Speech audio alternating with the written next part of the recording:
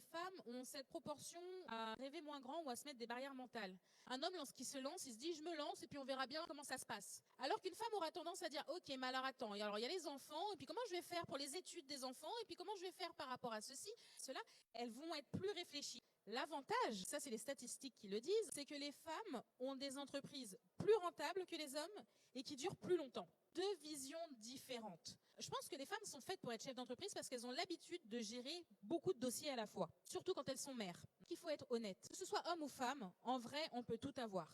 L'argent, la famille, la femme ou le bon mari, on peut tout avoir. Mais en fait, on ne peut pas être là à 100% en même temps sur tous les dossiers. Cet équilibre-là, qui n'est pas un équilibre, quand on l'accepte et qu'on le digère, tout se passe bien à la fin.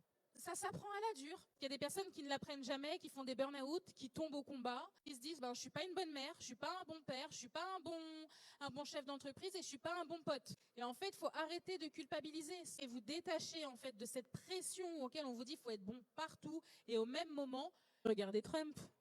Il s'est levé un matin, il a dit je vais être président, il l'a été. Pourquoi pas vous ?